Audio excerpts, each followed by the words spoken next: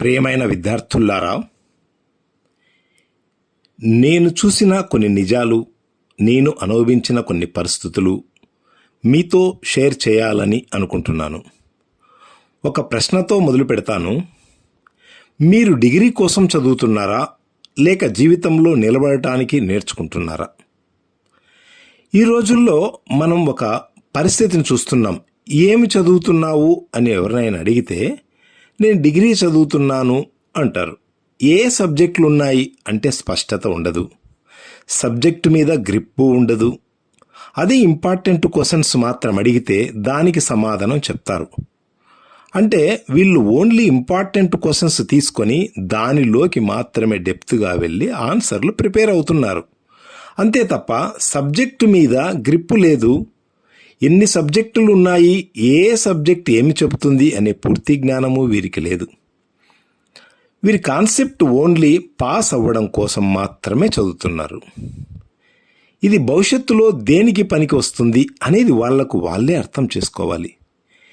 ఏదైనా ఎన్ని సబ్జెక్టులు ఉన్నాయి, ఏ సబ్జెక్టు ఏమి చెబుతుంది అనేది ఫస్ట్ కనుక్కోవాలి. కానీ ఓన్లీ పాస్ అవ్వడం ఎలాగా, ఏ ఇంపార్టెంట్ క్వశ్చన్స్ ఎగ్జామ్స్కి వస్తాయి అని, మరియు లాస్ట్ 2 నెలలు మాత్రమే చదవడము లేదా లాస్ట్ 1 వీక్ మాత్రమే చదవడము చేస్తున్నారు.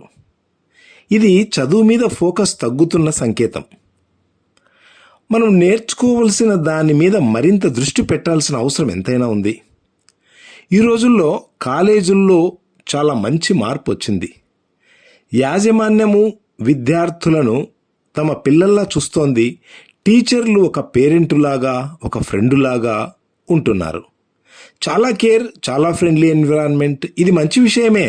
కానీ ఒక అబ్జర్వేషన్, కంఫర్ట్ పెరిగిన చోట డిసిప్లిన్ కొంచెం తగ్గే అవకాశం ఉంటుంది. ఈ రోజుల్లో ఒక పెద్ద ఛాలెంజ్ ఏమిటంటే, పేరెంట్స్ అయినా టీచర్లైనా ప్రేమగా మాట్లాడితే కొందరు స్టూడెంట్స్ మాట వినడం తగ్గిస్తున్నారు, ఆర్గ్యూ చేయడం మొదలు పెడుతున్నారు, రెస్పెక్ట్ ఇవ్వడం తగ్గిస్తున్నారు, డిసిషన్స్ సొంతంగా తీసుకుంటున్నారు. అదే వాళ్ళు స్ట్రిక్ట్గా ఉంటే, డిసిప్లిన్ పెట్టడానికి ప్రయత్నిస్తే వెంటనే నెగిటివ్గా తీసుకుంటున్నారు, వాళ్ళకి ఆపోజిట్ అవుతున్నారు. అంటే పెద్దలు ఎలా గైడ్ చేయాలి అన్న దానిపై కన్ఫ్యూజన్ పెరుగుతోంది. సమస్య పేరెంట్స్లో కాదు, టీచర్స్లో కాదు, సమస్య మన రెస్పాన్స్లో ఉంది. ప్రేమను బలహీనంగా చూడకూడదు, క్రమశిక్షణను శత్రువుగా చూడకూడదు. పెద్దలు ఎంత క్లోజ్గా ఉన్నా, టీచర్లు ఎంత ఫ్రెండ్లీగా ఉన్నా వాళ్ళకి ఇవ్వాల్సిన గౌరవం ఇవ్వాలి. రెస్పెక్ట్ అనేది డిస్టెన్స్ వల్ల కాదు, వాల్యూస్ వల్ల వస్తుంది. మనం ఇప్పుడు ఒక క్లాస్ రూమ్ రియాలిటీ చూద్దాం. క్లాస్లో సైలెన్స్ మెయింటైన్ చేయడం ఆలస్యమవుతోంది, చెప్పినప్పుడు మాత్రమే ఫాలో అవుతుంది, కన్సిస్టెన్సీ తగ్గుతోంది. ఇది చిన్న విషయం అనిపించినా ఇదే హ్యాబిట్ లైఫ్లో పెద్ద సమస్య అవుతుంది. ఇదే మెంటాలిటీ ఎగ్జామ్ హాల్లో కూడా కనిపిస్తోంది.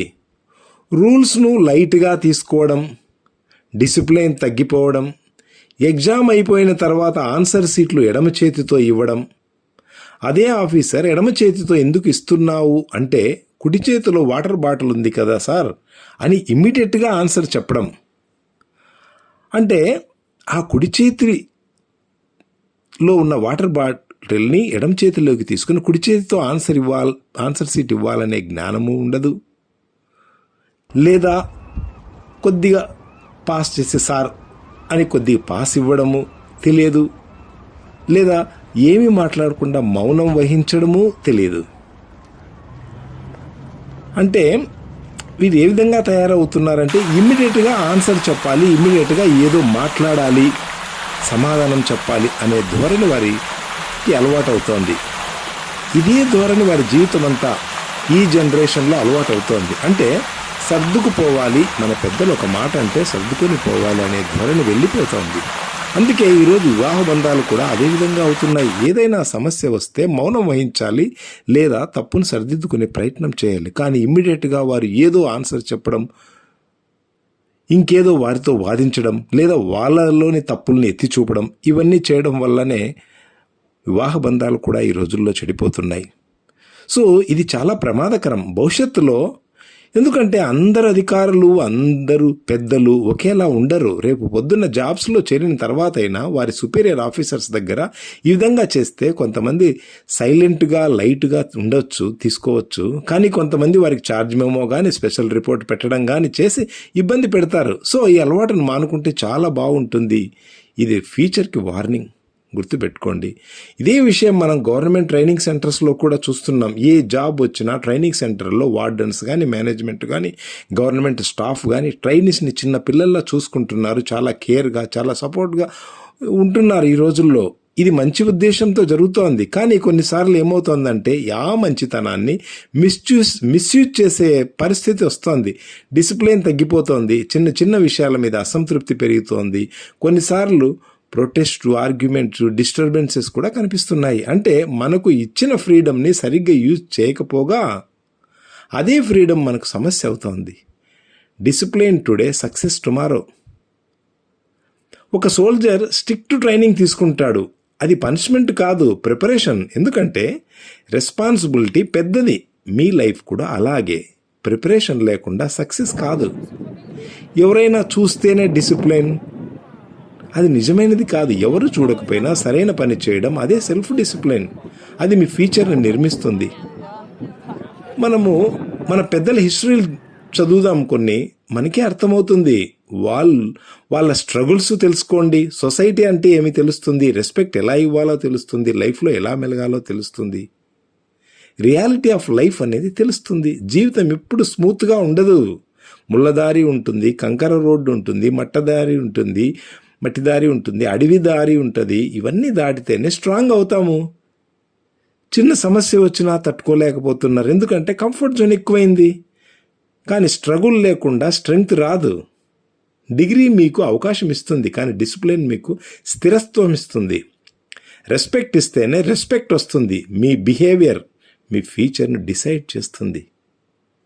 మీరు కొన్ని లైఫ్ డిసిషన్స్ తీసుకోండి. నేను పెద్దలను గౌరవిస్తాను, నేను సెల్ఫ్ డిసిప్లిన్లో ఉంటాను, నేను ప్రతి పరిస్థితిని ధైర్యంగా ఎదుర్కొంటాను.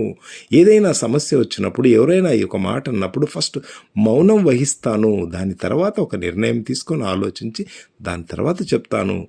ఎందుకంటే ప్రతిదానికి టైం కావాలి. మనము ఎవరైనా ఒక మాట అన్నప్పుడు ఇమ్మీడియట్గా ఎదురు తిరిగి మాట్లాడాల్సిన అవసరం లేదు. ఆర్గ్యుమెంట్స్ పెరుగుతాయి, మనస్పర్ధలు పెరుగుతాయి. ఇవన్నీ అర్థం చేసుకోవాలి. ప్రియమైన విద్యార్థులారా, ప్రేమను అర్థం చేసుకోండి, క్రమశిక్షణను అంగీకరించండి, గౌరవాన్ని కాపాడుకోండి. ఎందుకంటే డిసిప్లిన్ నిశ్శబ్దంగా ఉంటుంది, కానీ విజయాన్ని గట్టిగా నిర్మిస్తుంది. Respect is not optional, it is your identity. Life is not easy, but you can become strong. చివరిగా ఒక మాట, డిగ్రీ కాదు, నీ ప్రవర్తనే నీ భవిష్యత్తు. గుర్తుంచుకో మిత్రమా.